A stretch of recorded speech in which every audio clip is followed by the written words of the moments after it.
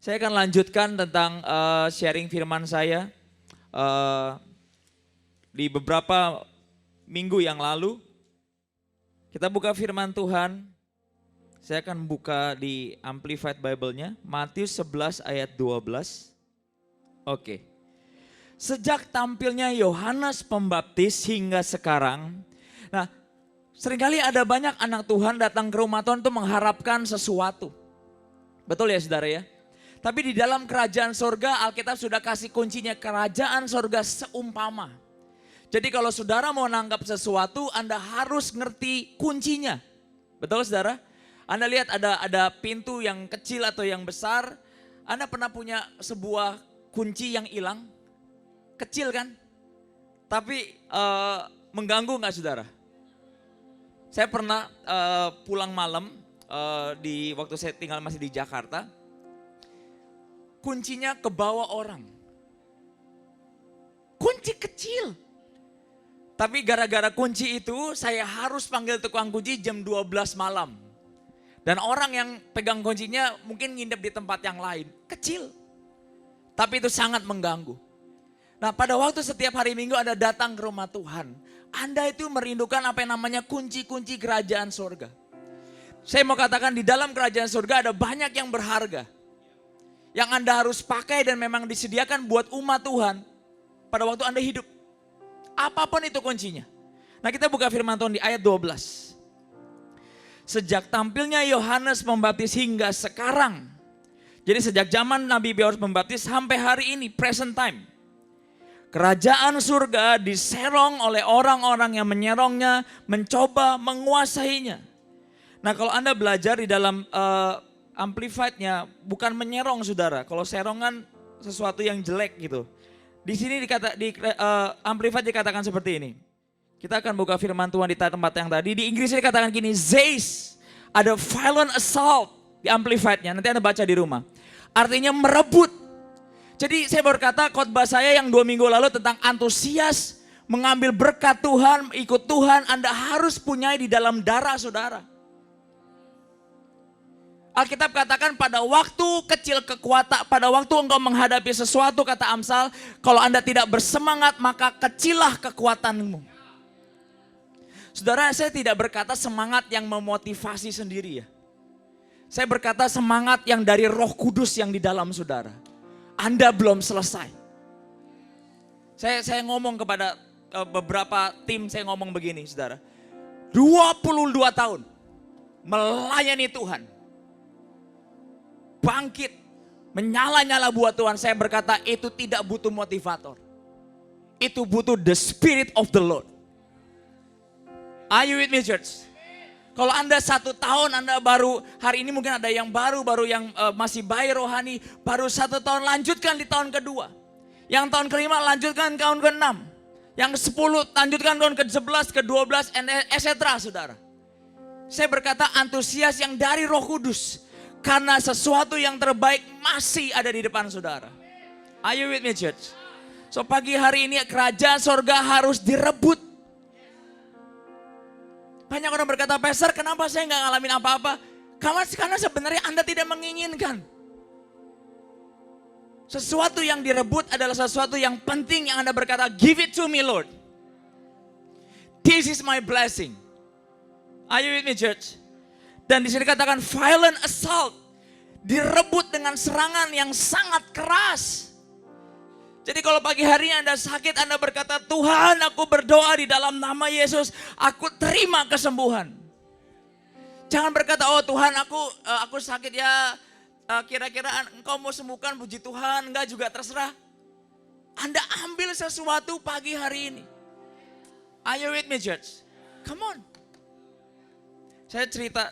Kalau 20 tahun bisa melayani Tuhan, pada waktu Anda jadi leader one day, Anda gak bisa berkutat dalam mood gak mood. Anda harus menyalipkan apa yang orang lain tidak salipkan. Betul gak saudara? Di posisi saya, sama gak hidupnya sehari-hari dengan saudara? Ngalamin tantangan, tagihan sama? Disakitin orang sama? Tapi saya harus lebih cepat sembuh daripada yang lain.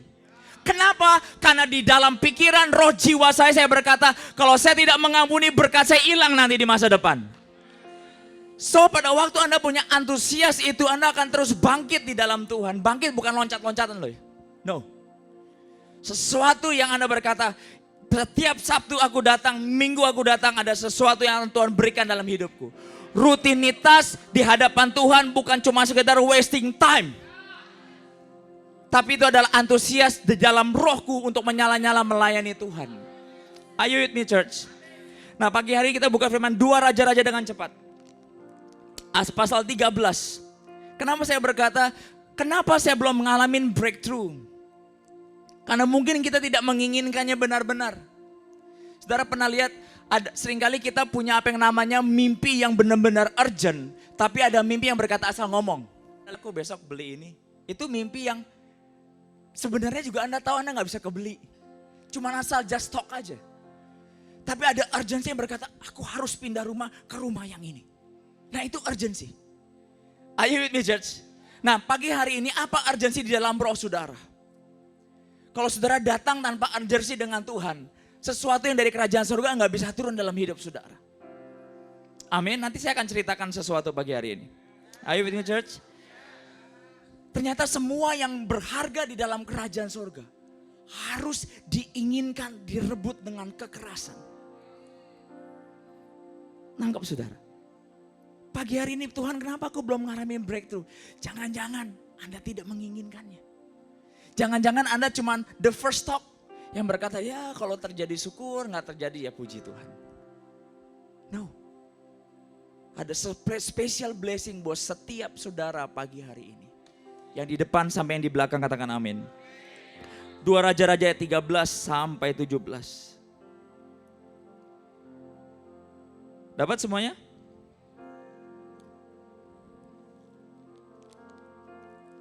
Dua Raja-Raja 13 ayat 17. Saya rindu ya suatu saat orang datang ke rumah Tuhan tuh seperti hidup dan mati. Betul gak saudara? Minimal mandi Anda pulang ke surga dengan sebuah antusias yang luar biasa. Saya waktu saya pergi ke Jepang saudara atau tahun lalu ke Amerika. Setiap pagi bangun cuma satu yang saya pikirkan. Kita explore apa lagi ya?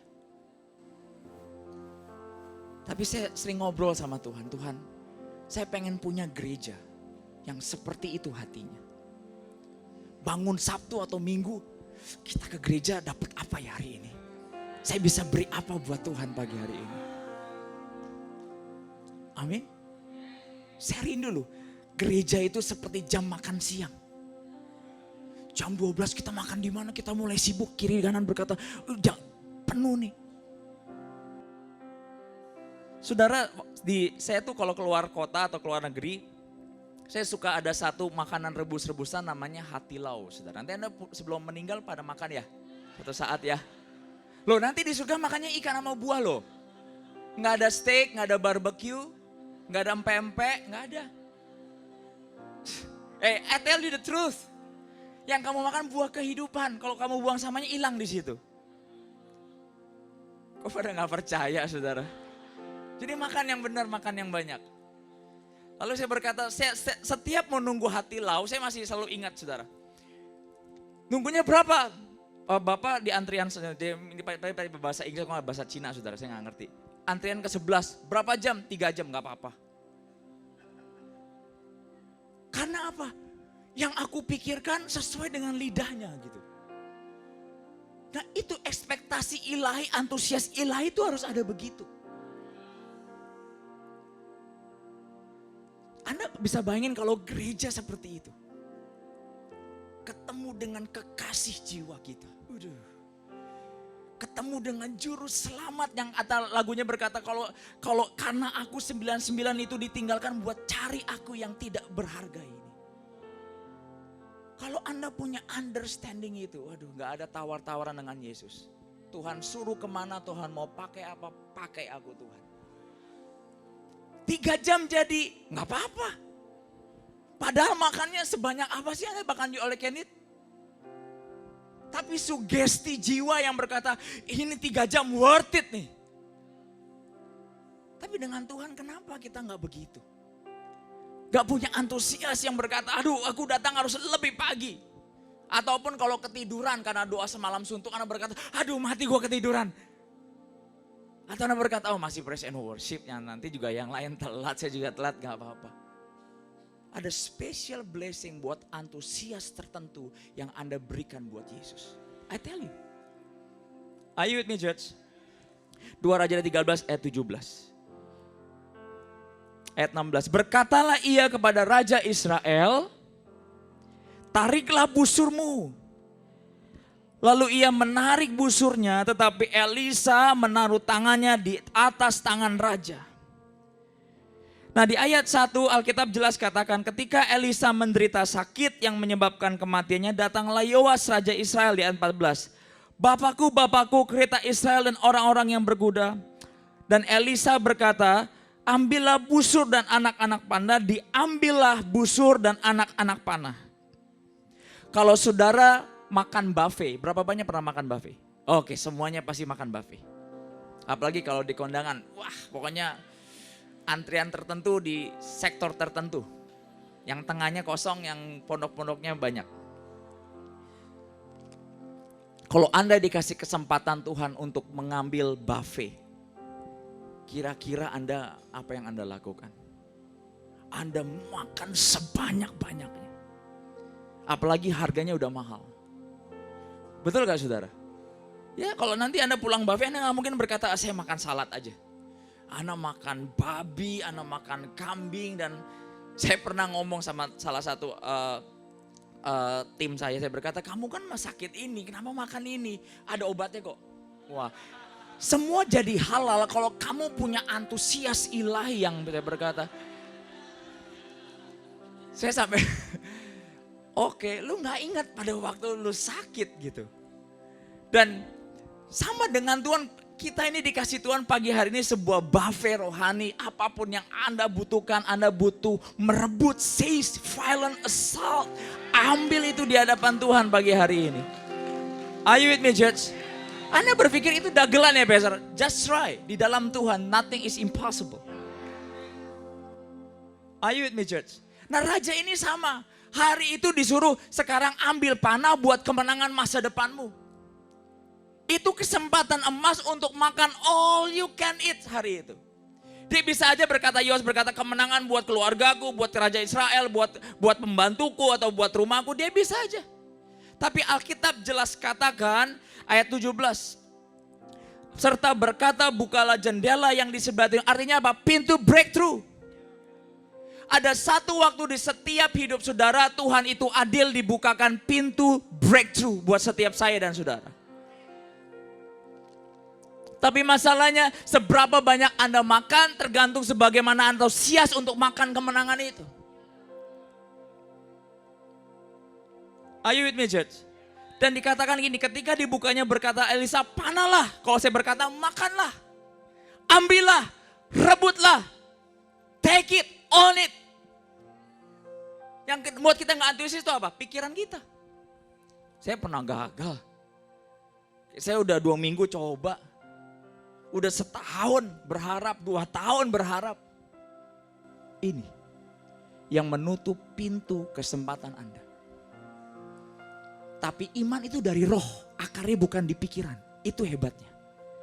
Apa yang tidak pernah dipikirkan, didengar oleh telinga dan dilihat oleh bahkan timbul dari hati. Itu yang Allah sediakan bagi orang, to those who love Him. Are you with me, church? So ini amazingnya. Kenyataan yang Anda lihat dengan mata dan pikiran saudara tidak menjadi akar masa depan saudara. It's amazing. Tuhan mau Anda diberkati. Pastor, saya tidak percaya, tapi itu tidak mengubah sifat Tuhan. That's the problem. Pastor, saya mengalami hal-hal yang tidak baik, tapi tidak mengubah bahwa Tuhan itu baik bagi hidup saya sampai selama-lamanya. Kasih setianya. Are you with me, church? Dan dikatakan, kemudian berkatalah Elisa, itulah anak panah kemenangan daripada Tuhan. Anak panah kemenangan terhadap Aram, engkau akan mengalahkan Aram di Afek sampai habis lenyap. Sesudah itu berkatalah anak-anak panah, ambillah ia anak-anak panah itu diambilnya. Setelah dipukulnya, diambilnya, berkata Elisa kepada Israel, Raja Israel, pukul ke tanah. Lalu dipukulnya 3 kali, kemudian ia berhenti. Ayat 19. Elisa ini ngerti tentang hitung-hitungan yang ilahi. Tahu saudara apa yang sulit buat saya dan Anda? Saya ini lihat, tapi seringkali Anda ini gak lihat. Nangkep, kalau Anda lagi ngajak orang liburan, yang lebih excited mana? Yang ngajak dong. Lu tahu bagus banget di situ. Betul gak saudara? Yesus tuh begitu. Hamba Tuhan tuh begitu.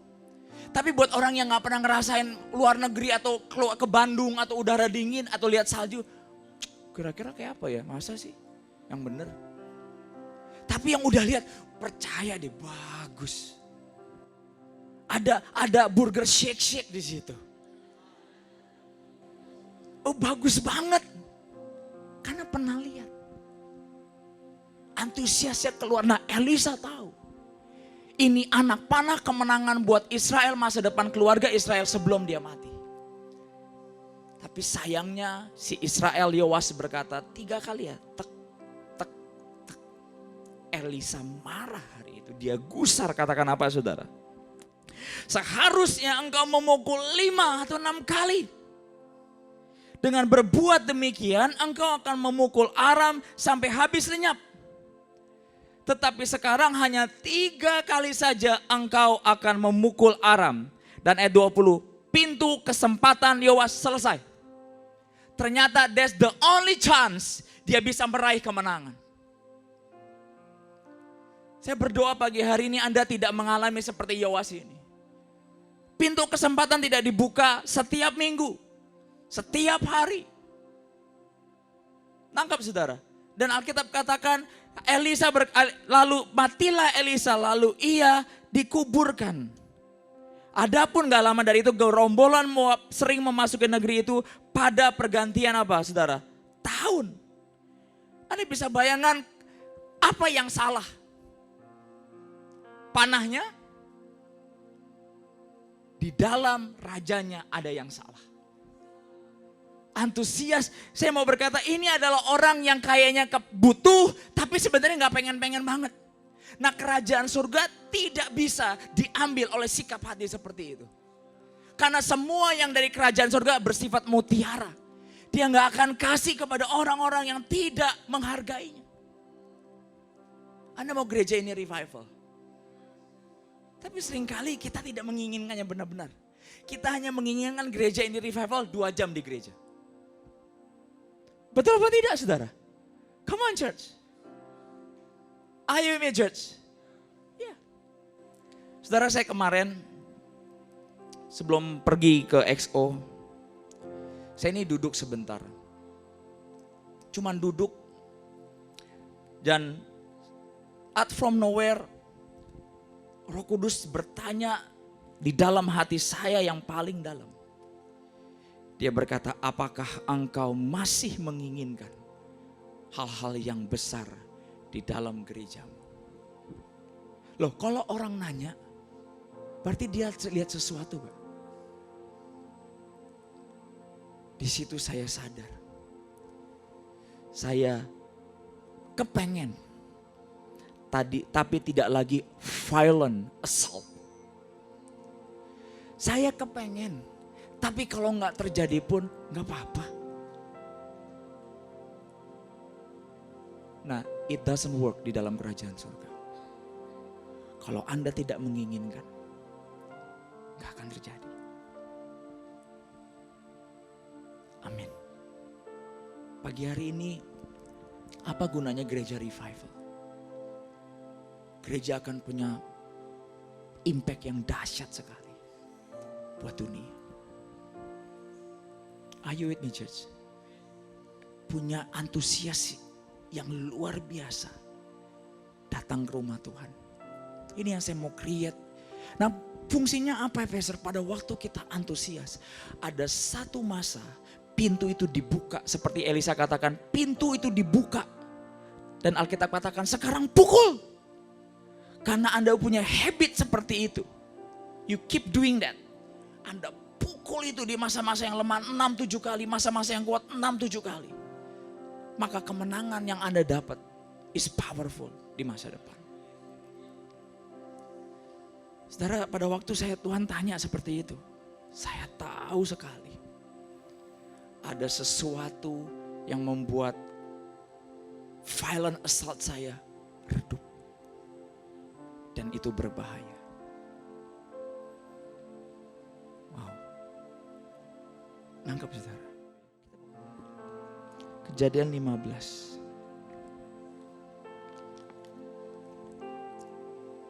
Kita mau belok ke situ sebentar.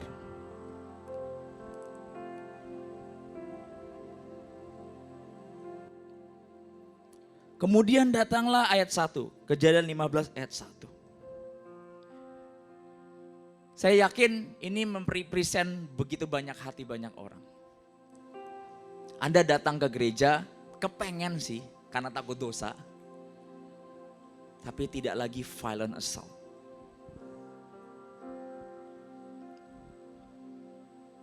Nangkep. Saya mau berkata itu cukup yang salah. Cukup yang salah. Berserah yang salah. Karena 2 harus jadi 4. 5 harus jadi 10. Are you with me, church? Dia berkata dalam sebuah penglihatan, janganlah takut Abram. I'm your reward. Akulah perisaimu. Upahmu akan sangat besar. Abram menjawab dengan spontan, ya Tuhan Allah. Apakah yang akan kau berikan kepadaku? Karena aku yang akan meninggal dengan tidak punya anak. Dan yang akan mewarisi rumahku adalah Eliezer, orang Damsyik itu. Saudara, artinya Eliezer adalah Tuhan menolong. Saudara, saya mau berkata jangan sampai Anda berhenti cuma sekedar Tuhan menolong. Anda harus sampai kepada Tuhan menggenapi apa yang Dia janjikan. So kalau pagi hari ini Anda rindukan sesuatu, apapun kebutuhan saudara di dalam hadirat Tuhan pagi hari ini. Anda harus berkata, Tuhan jangan sampai aku berhenti di Eliezer. Abraham sama. Dia berkata kalau Eliezer aja cukup kok, dia gak marah sama Tuhan. Tapi dia berkata udah Tuhan Eliezer aja cukup. Tuhan menolong aja cukup. Dan ayat 3 dia berkata, engkau tidak memberikan kepadaku keturunan sehingga seorang hambaku nanti akan menjadi ahli warisku. Tetapi datanglah firman Tuhan kepadanya. Orang ini tidak akan menjadi ahli warismu. Melainkan anak kandungmu adalah anak perjanjian Tuhan dengan Abram dan Sarah. Dialah yang akan menjadi ahli warismu. Lalu Tuhan membawa Abram keluar serta berfirman, coba lihat ke langit, hitunglah bintang-bintang. Jika engkau dapat menghitungnya, maka firman-Nya kepadanya, demikianlah banyaknya nanti keturunanmu. Saudara, Abraham ini hampir mati antusiasnya menanti janji Tuhan. Betul gak saudara?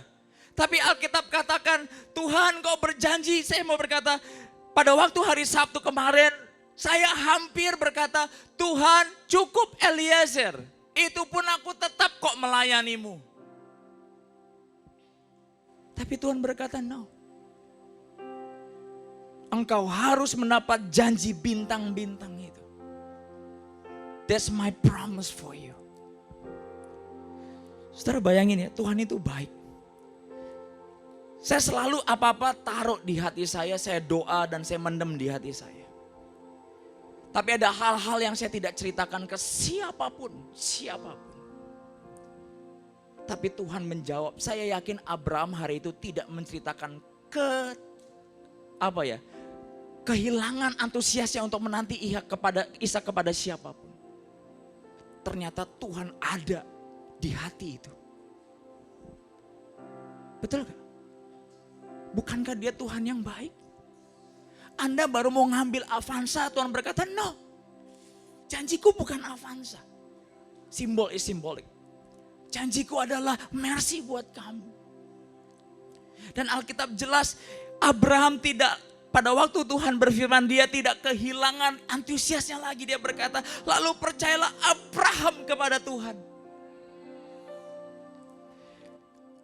Buat orang 99 tahun percaya kepada Tuhan, bisa dua yang keluar. Benar-benar percaya atau skeptik. Kalau Anda di dalam hadirat Tuhan, Anda harus punya hati yang lembut di hadapan Tuhan. Kalau Tuhan berbicara lewat firman dan hamba Tuhan, Anda harus berkata percaya kepadanya. As simple as that. Amin. Kenapa kita tidak percaya? Kita kehilangan apa yang namanya kasih sebenarnya. Di firman Tuhan katakan bahwa kasih adalah percaya akan segala sesuatu. Berharap akan segala sesuatu dan dapat menanggung segala sesuatu.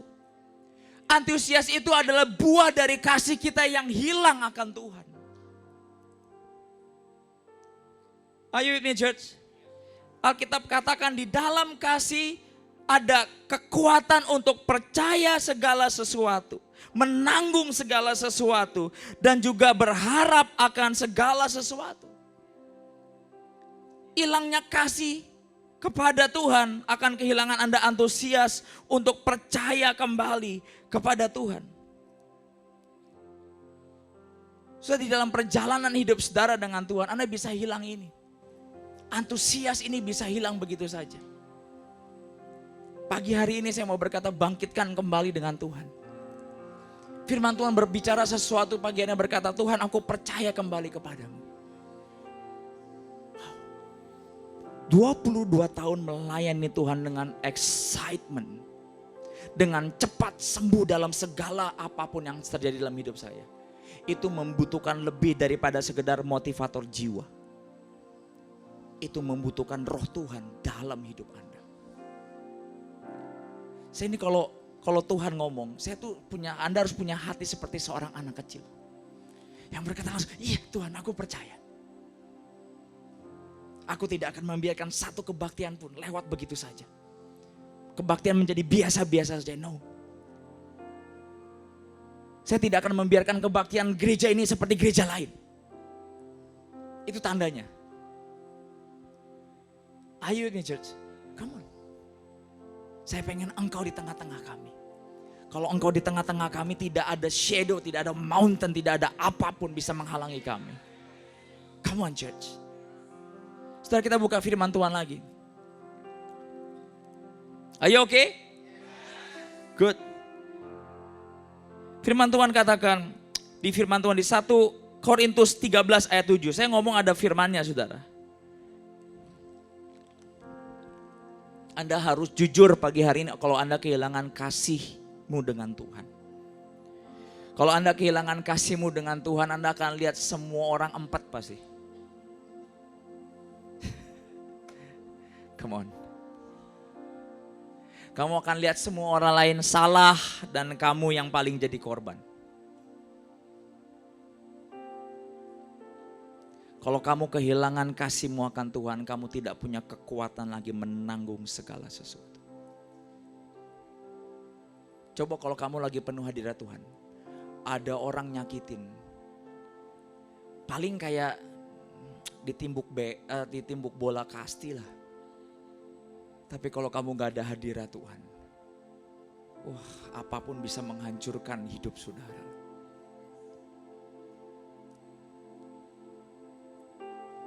Satu Korintus 13 kita buka sebentar.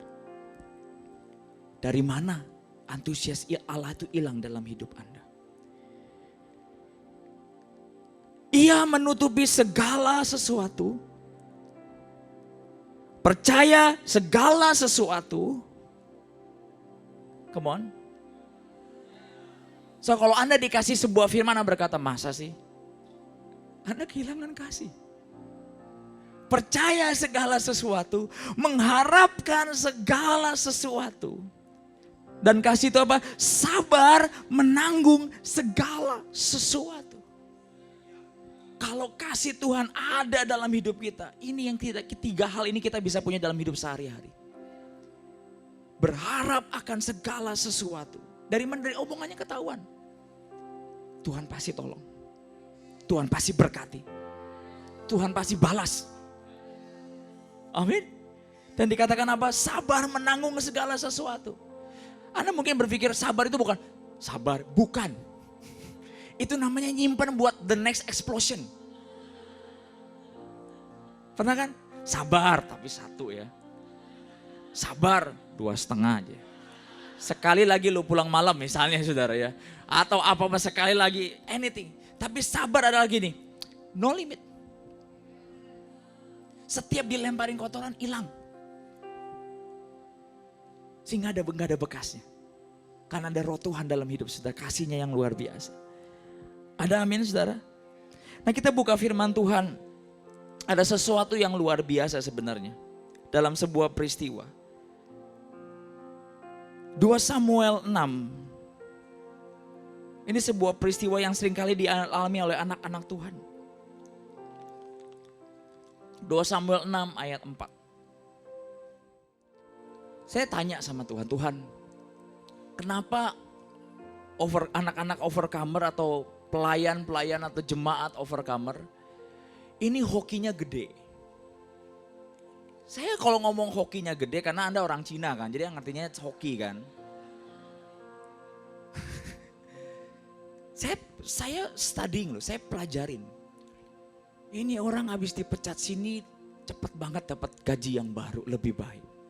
Ini baru berantakan, ini udah dapat hubungan yang lebih baik. Saya berkata ini orang nawanya 12 nih. Kenapa? Karena di dalam setiap masa dia antusias akan Tuhan. Kayaknya kayak orang bego ya. Diputusin pacar antusias, dipecat antusias, tagihan banyak antusias.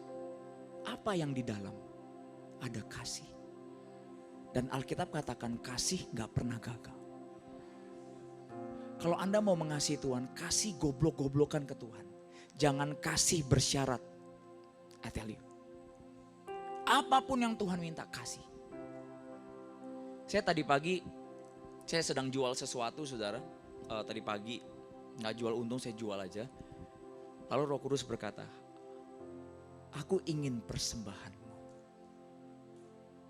Saya berkata, Tuhan, ambil semua persembahanku. Aku menyintai Engkau. Ya. Jadi kalau Anda berkata, kalau Anda sudah gak berharap sesuatu, Anda seperti orang yang diajak pergi ke Amerika tapi mukanya ditekuk kayak pepaya belum matang. Kira-kira Tuhan akan bawa Anda lagi ke Eropa? I don't think so. Kalau Tuhan gandeng Anda, senyum. Kemanapun pasti yang terbaik bagiku. Oh come on, give God a big hand. Itu kasih.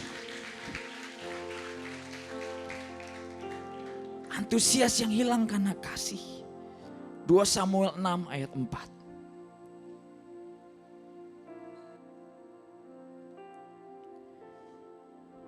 Anda tahu bahwa Daud adalah orang yang paling on the top mengasihi Tuhan. Betul gak saudara? Yes. Anda perhatikan, semua orang-orang yang pernah gagal dalam pelayanan, di dalam hidup dan murtad dan bukan tidak lagi pelayanan atau ke gereja hari ini, adalah orang-orang yang pernah mengasihi Tuhan dengan luar biasa. Kalau Anda mencintai seseorang, sama enggak mencintainya setengah, pas putus sakitan yang mana? Ayo. Pada nggak belaga nggak tahu lagi. Pasti kan kalau udah kasih semuanya, deposito udah kasih, putus, waduh.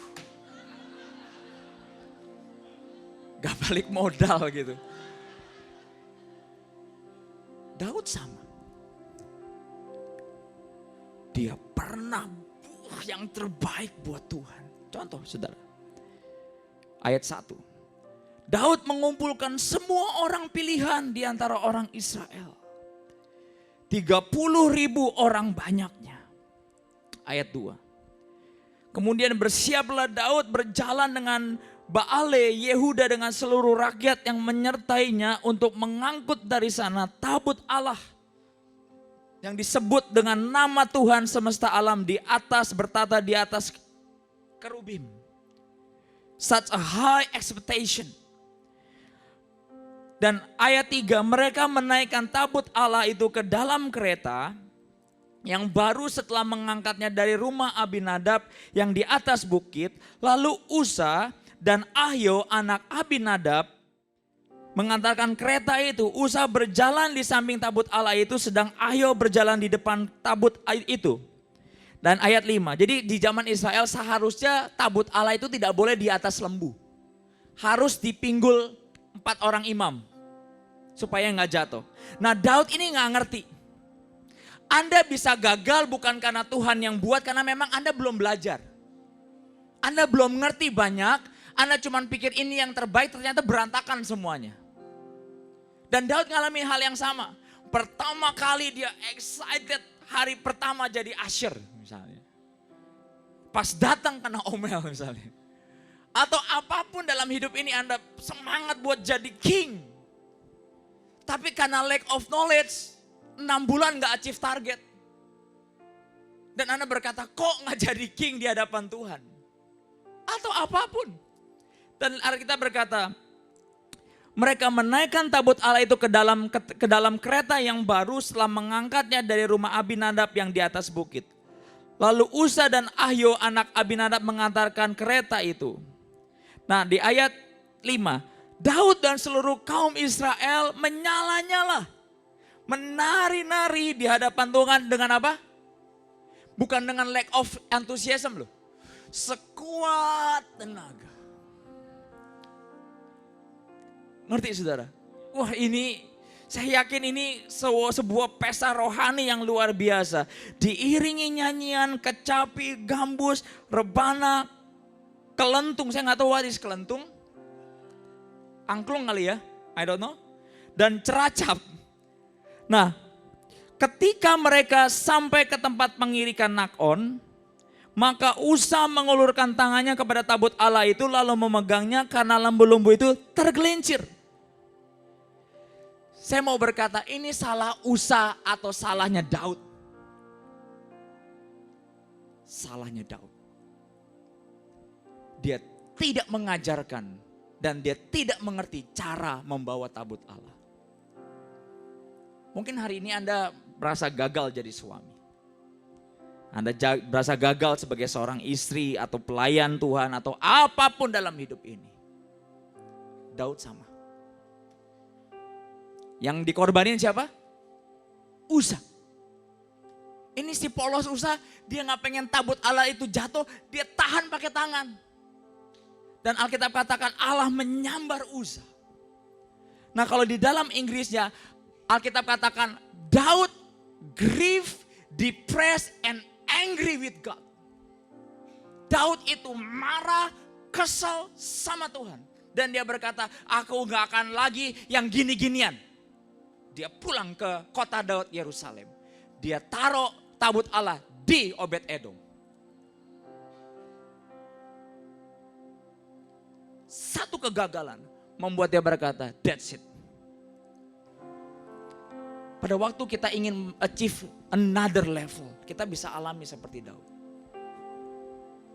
I'm fail, istriku jadi korban, anakku jadi korban. Saya yakin orang-orang yang pernah keluar dari Tuhan pernah sekuat tenaga melayani Tuhan. Betul apa tidak? Loh di sini kan ada beberapa orang pindah dari gereja lain ke sini kan? Kenapa saya sering nanya, kenapa kamu gak melayani Tuhan? Aduh dulu pernah melayani Tuhan. Sekarang takutlah. Daud sama. Alkitab katakan apa saudara? Maka bangkitlah murka Tuhan terhadap Usa, lalu Allah membunuh dia di sana karena keteledorannya itu. Ia mati di sana dekat tabut Allah. Ayat 8, Daud menjadi marah. Marah sama siapa? Daud ini adalah the man after my own heart. Gagal gak? Gagal. Dia marah sama siapa? Sama Tuhan. Come on church.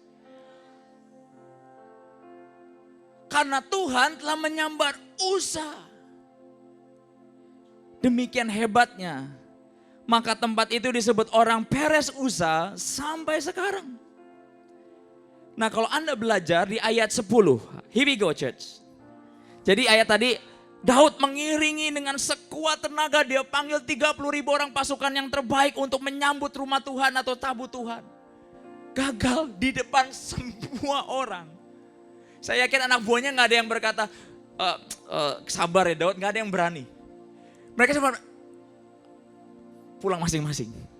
Like nothing's happened. Anda gak ngerti bacaan saya. Like nothing happened, so okay. Everything is fine. Gak pernah terjadi hari ini. Tapi Daud marah dia. Yeah. Anda akan sampai ke the inti story-nya pagi hari ini. Hang on. Saya tidak akan kasih sebuah firman yang membuat otak Anda gak mikir. Nanti gak bisa diurapi jadi raja. Ya, ayo kita berdoa pagi hari ini, kita baca firman. Ayat 9, pada waktu itu Daud menjadi takut kepada Tuhan, tapi bukan takut akan Tuhan ya. Jadi takut, curiga. Nanti kalau gue bawa lagi korbannya siapa lagi nih? Jangan-jangan ini lagi, dan semua. Dia prediksi Tuhan dengan caranya dia. Dan Alkitab katakan, bagaimana tabut Tuhan itu sampai kepadaku. Sebab itu Daud tidak mau memindahkan tabut Tuhan. Apa? Ke kota Daud. Tapi Daud menyimpang dan membawanya ke rumah Obed Edom orang Gad itu. Ini orang luar biasa. Dia gak berhasil, dia titipin ke orang. Saya berkata Daud is imperfect. Tapi toh tetap jadi the man after my own heart, itu yang aneh. Jadi pagi hari ini kalau Anda berkata saya gak perfect pastor, gak apa-apa. Daud pun sama. Tapi apa yang membuatkan Anda berbeda dengan Daud? Here we go. 3 bulan lamanya tabut Tuhan itu tinggal di dalam rumah Obed Edom. Orang Gad itu, dan Tuhan memberkati Obed Edom dan seisi rumahnya. Ayat 12.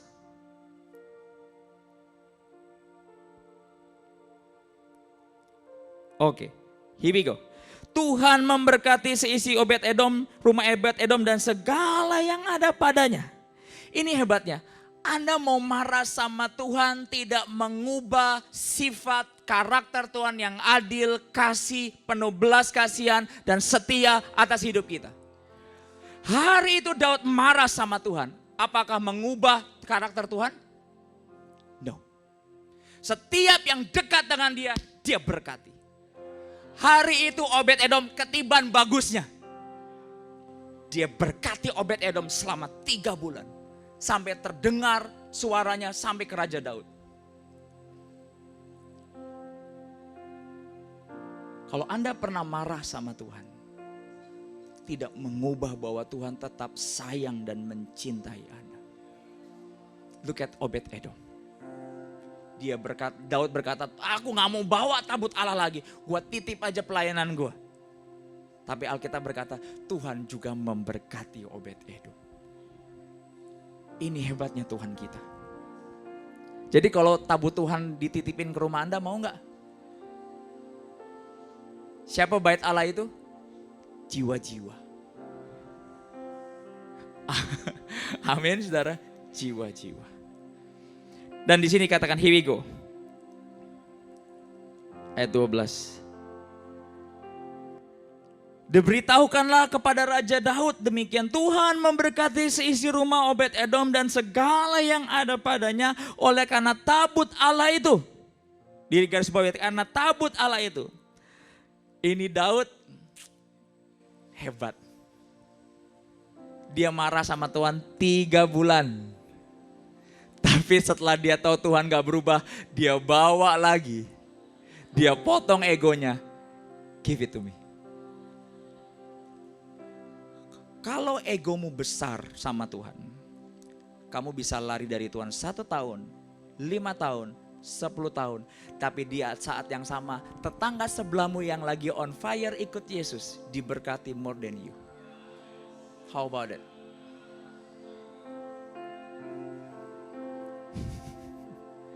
Tuhan berkata, jangan iri Daud. Lu marah sama gue. I bless your neighbor. Saya di hati saya yang paling dalam saya berkata, Tuhan gak nyampe kayaknya. Tapi saya gak pernah ngomong, saya tuh ngomong di hati saya. Tapi setiap omnipresent atau Tuhan yang maha hadir datang, dia menyelidiki hati. Dia berkata, Barry, kalau kamu punya hati seperti itu, aku tidak akan bisa berikan bintang-bintang. Kecuali kamu mau percaya lagi kepadaku. Dan saya berkata sama Tuhan, Tuhan, kasih itu bisa kamuflase. Karena saya hamba Tuhan, seolah-olah saya gak bisa mengasihi Tuhan. Tapi nyatanya saya kehilangan kasih saya akan Tuhan. Kadang-kadang pelayanan berkata, oh saya gak mungkin kehilangan hati Tuhan. Saya bisa kehilangan kasihnya akan Tuhan. Manusia bisa buat Anda kotor hati Anda. Amin. Saya kehilangan kasih yang bisa menanggung segala sesuatu, berharap akan segala sesuatu, dan percaya akan segala sesuatu. Itu hebatnya kasih. Jadi bukan orang yang salah, tetangga yang salah, mama yang salah, papa yang salah, keuangan yang salah. Ada yang salah di dalam engkau.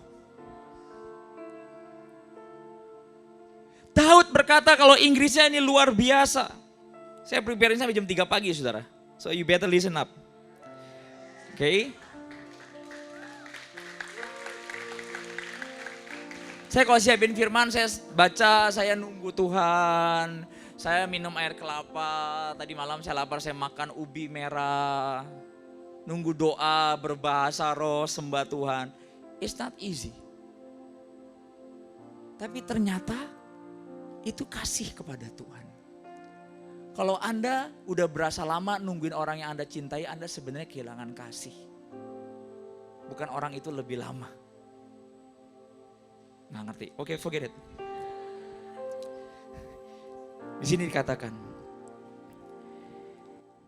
it was reported to King David that God has prospered Obed-Edom and his entire household because of the chest of God atau tabut Allah.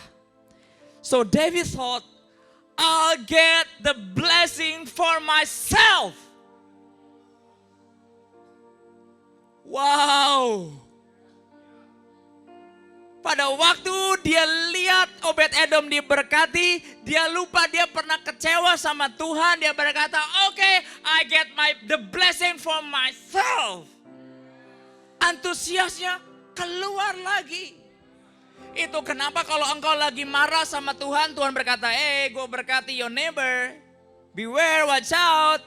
3 bulan you live without me. Daud berkata, you diberkati. Dia gak berkata gini, gue juga dulu pernah 3 bulan yang lalu. I've been there, Obed-Edom. Lu gak lihat 3 bulan yang lalu ada unspoken story yang disaksikan 30.000 orang. Dan berkata, David gagal, okay, we done. Let happen before.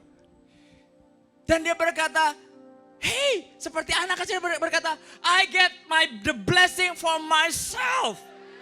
Bawa lagi. Oh, ini yang membuat the man after my own heart. Raja loh. Anak buahnya mati disambar Tuhan. Soal saya berkata leadership yang hari itu jelek banget reportnya. Gagal total. Kalau hari ini Anda berkata the spirit of failure in the name of Jesus, I cast out in the name of Jesus. Kalau Anda marah sama Tuhan karena Anda melihat seolah-olah Tuhan gak tolong Anda dan membuat Anda gagal, aku patahkan in the name of Jesus. I break that mind, stronghold in the name of Jesus. God is never fail. And I've been there. When I look around, saya berkata, Lord, I cannot do this. It's too tough for me. Tuhan itu langsung cuman duduk mau pakai sepatu hari Sabtu saudara. Makanya pentingnya sepatu bagus begitu Tuhan ngomong. Duduk gitu. Anda yang gak bisa senyum terserah lah, Anda umurnya pendek nanti. Saya gak doain, cuma nyumpain aja. Saya duduk, Tuhan berkata, Berry, seperti angin kedengaran di kuping saya. Apakah engkau masih menginginkan hal-hal yang besar? Saya berkata, Tuhan, kalau Tuhan ngomong, aduh Anda gak bisa gak jujur saudara. Anda bisa boleh kamuflase dengan speak in tongue, lagu battle, whatever. But Tuhan tahu hati hambanya. Pas jam pagi semua pada tidur, Tuhan bukain ayat ini. I will get the blessing for myself. Itu sesuatu yang berkata, Tuhan engkau baik. Mungkin Anda pernah marah sama Tuhan. Anda pernah kehilangan antusias Anda akan Tuhan. Tapi jangan lama-lama. Anda jangan berkata, gak bisa dong 1 jam. No, ada hal yang butuh waktu. Tapi Tuhan ada di situ. Dia setia. Lebih daripada seorang bapa, kekasih, sahabat. He's faithful. Itu yang membuat saya berkata luar biasa. Ayat 12. Lalu Daud, kalau di Inggris kan gak ada I get the blessing for myself. Gak ada kan saudara? Dia cuma ngomong gini. Lalu Daud, kurang bagus tuh kalau storytelling Indonesia saudara. Lalu Daud pergi mengangkut tabut Allah itu. Gak ada ekspresi Daud yang ditulis di situ. Nah the message itu adalah Alkitab yang ditulis yang terjadi di hari itu. Sehari-hari. Bahasa language Ibrani. Kalau di Indonesia udah diterjemahin ke berapa suku bangsa. Lalu Daud pergi mengangkut tabut Allah itu dari Obed-Edom ke kota Daud dengan sukacita. Ini orang aneh. Kalau Anda lihat ayat yang sebelumnya ayat 3 dan 45, dia pernah apa? Dengan sukacita dia kumpulkan 30.000 orang. Setelah gagal, dia lakukan lagi. Dengan sukacita lagi. Ini orang luar biasa. Anda pengen gak buang roh skeptik Anda dan ketidakpercayaan Anda berkata sesuatu musim yang baru, blessing yang baru, berkat yang baru buat hidup dan season saudara Anda awali dengan sukacita lagi. Mau gak? Apabila pengangkat tabut Tuhan itu, nah lihat dulu lembu, sekarang apa? Pengangkat, dia belajar. Ada orang kalau marah malah gak belajar. Betul gak saudara? Oh ada orang kecewa karena gak belajar loh. Dan merasa dirinya paling benar. Nangkap saudara? Nah Daud saya yakin dia belajar. Apabila pengangkat tabut itu melangkah maju 6 langkah, maka ia mengorbankan. Nah dulu yang angkat lembu, sekarang ini korbannya siapa? Lembu. Dia belajar di situ. Dan seekor anak lembu gemuknya. Jadi bayangin, setiap 6 langkah dipotong lembu yang terbaik dan dia nari. 6 langkah, potong lagi, nari. Berarti sukacita, antusiasnya, powernya sama yang dulu beda nggak? Beda dong. Ini lebih intens lagi. 6 langkah, nari. 6 langkah, nari. Tuhan bukain story ini, saya berkata, Tuhan tolong aku. Kalau dulu 6 bulan baru nari, sekarang 6 langkah nari buat Yesus. Saya gak minta Anda pulang kayak like crazy people out there ya. Tapi gak perlu kan song leader atau saudara Rio ini, ayo kita memuji Tuhan. Saya paling gak suka mengajak orang ke makanan Eropa kalau Anda tidak punya appetite buat makan. Got my point? Tiap Sabtu Minggu Tuhan buka open buffet. Dan Anda berkata you act like oke, gereja lagi ya. Oke, gue diajak teman gue dipaksa. Oke, harus ke gereja. Harus ke gereja. Forget it. Dan Daud menari-nari di hadapan Tuhan dengan sekuat tenaga. Ia pakai baju efod, kayak rok gitu saudara. Dia nari muter kayak orang Turki, tarian Turki. Dia setengah mati buat Yesus. Daud dan seluruh orang Israel mengangkat tabut Tuhan dengan diiringi sorak-sorai dan bunyi sangkakala. Wow. Ini orang unik. 3 bulan sekuat tenaga, sekarang lebih dahsyat lagi setelah mengasihi Tuhan lagi. Pagi hari ini pada waktu you close your Bible, ada orang yang memang gagal di stage pertama seperti Daud. But it doesn't mean kamu gak bisa lagi mengasihi Tuhan. Kenapa saya banyak ngomong soal Tuhan? Karena dia kunci dari semuanya. Dia yang bisa buka jendela Anda untuk Anda bisa memberikan panah kemenangan. Saya tutup dengan sebuah kesaksian. Pada waktu 1 bulan lalu saya dengar sebuah berita.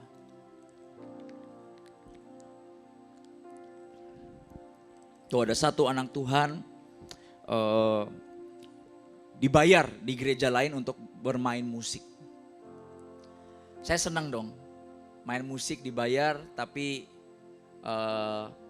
jemaatnya di kita, happy dong. Memakai keuangan bangsa-bangsa buat gereja, to be honest.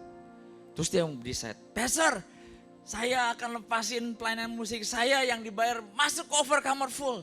Saya kurang happy. Saya berkata, overcomer gak bisa kasih apa-apa loh ke kamu. Di sini gak ada yang dibayar. Di sini semua harus bayar. Tuhan itu taruh sesuatu yang Tuhan taruh untuk membangun dengan cara yang beda. Di satu tempat ada seorang gembala sidang besar berkata, di gereja kami tuh kehilangan orang-orang yang volunteer yang gak perlu dibayar. Karena semua apa-apa mau dibayar. Saya berkata, Tuhan kau luar biasa bagi gereja ini. Di sini semua orang berebutan untuk gesek. Walaupun ada yang ditolak, laga udah gesek lu langsung balik. Tapi minimal mereka punya antusias dengan iman. In the name of Jesus. Oke, ditolak, minggu depan balik lagi. Anda gak ngerti, itu mesin edisi, you know. And saya berkata, tapi saya kepikiran. Waduh, matang nih, overcomer gak bisa kasih apa-apa. Gembalanya pakai jeans robek. Gak ada potongan. Saya percaya, saya gak dipercaya buat jadi gembala, to be honest. Karena manusia lihat yang di luar. Untung Tuhan lihat yang di dalam. And thank you for believing in me. And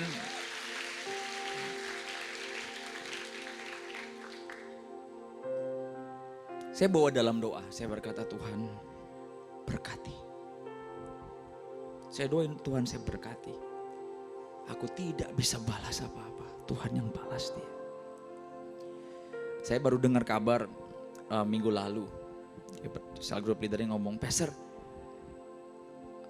ada hal yang luar biasa. Saya tuh selalu kalau ngomong ada hal yang luar biasa berdegup kencang, heartbeatnya naik. Ini antara, kalau orang bule kan ngomong mau yang bagus dulu atau yang jelek dulu. Tapi untung ini gak ada 2 pilihan. And Pastor, anak Tuhan ini pas di BGH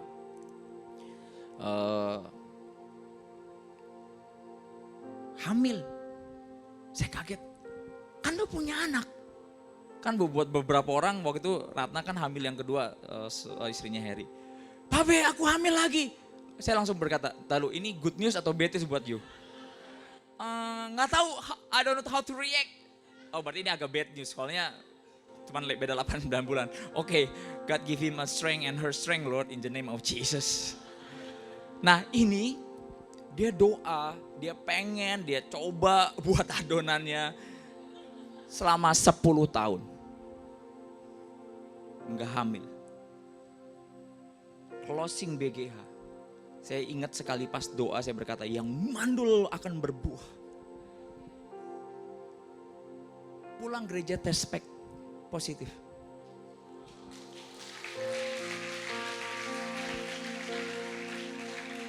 Tapi sebelum itu, ini orang rumahnya jauh.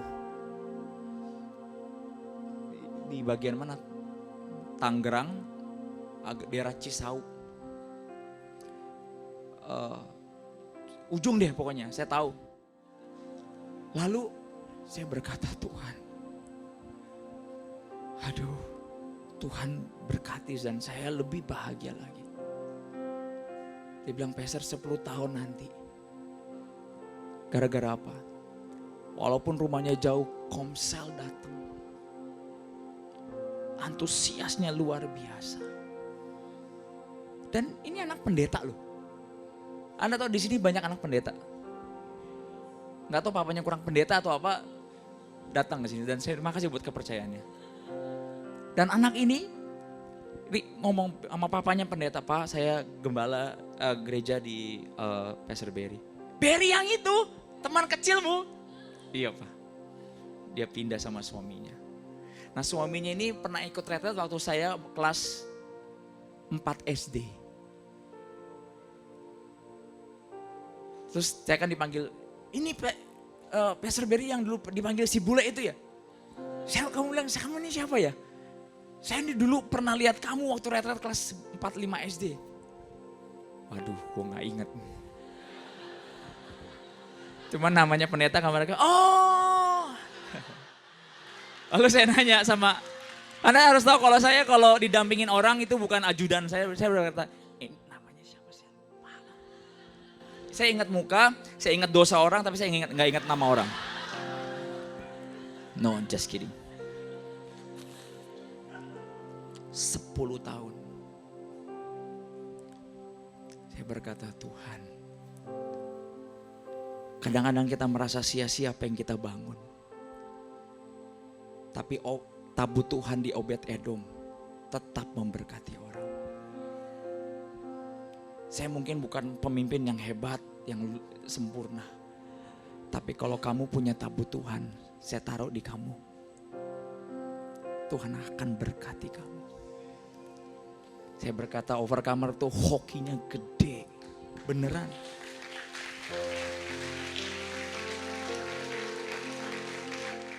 Kamu gak perlu nangis, baru ditolong Tuhan, ditolong Tuhan. Ditolong Tuhan. Saya berkata ini luar biasa nih. Saya juga dengar kesaksian dari salah satu rekan yang ikut Tuhan dari SMA 1 atau 3 SMP saya lupa. Keluarganya utang 600 juta 10 tahun ya, 10 tahun bayar tetap aja kebayar bunganya doang. Kemarin BGH dia cuma berkata, Tuhan tolong aku kali ini aja. Ditolong Tuhan loh. Dilunasin utangnya sama orang dan dia bisa bayar kapanpun dia mau tanpa bunga. Saya berkata, saya pengennya gak BGH tiap tahun supaya tidak dimaki jemaat. Tapi BGH membuka apa? Tangan Elisa di atas panah Raja Yoas dan berkata, panah! Tuhan sedang buka pintu breakthrough, pintu kesempatan. Bangkit berdiri, beri tepuk tangan yang besar buat Tuhan.